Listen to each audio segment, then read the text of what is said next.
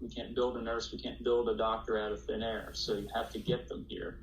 Critical care nurse Luke Adams drove from Pennsylvania to Staten Island last month, committing to a 13-week deployment. Reality's starting to set in. It's like day 6. To save money, he slept on this baby mattress in the back of his Renault SUV for more than a week. It's not supposed to be as cold tonight, which is good.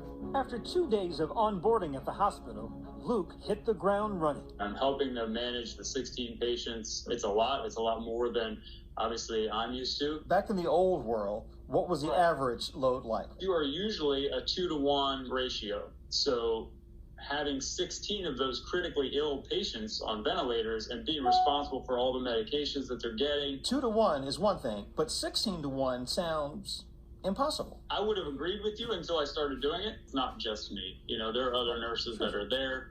But through all the chaos and despair, Luke finds great solace in all the victories. 2 people that I took care of on my first day over 2 weeks ago. Now, they had already been there when I got there. And yesterday, as I was leaving the hospital, there they were, still in the same rooms, but now they're off the ventilator. And the success stories are starting to happen. I cannot begin to describe how much that makes a difference, because for 2 straight weeks, it felt like we were losing. I've showered and I'm getting ready for bed. He's even in a hotel now after the city found him free housing. It feels good. The bed felt amazing. But even the comforts of a pillow and a nice mattress are no match for home.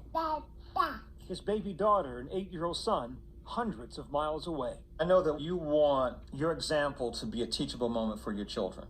What do you want them to take from what you're doing right now?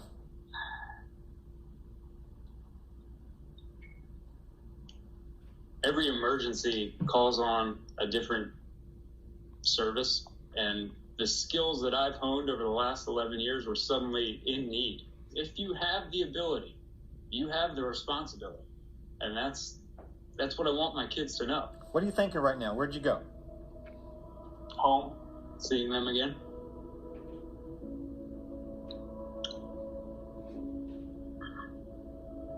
Especially my son. Maybe he's watching. If he is, what might you say to him, Pop? This will pass, and I will be home, so there's no need to worry. I know that this was difficult, but the 3 months that I'm gone would have paled in comparison to how I would have felt if I didn't come and help. Beyond reinforcements from the outside,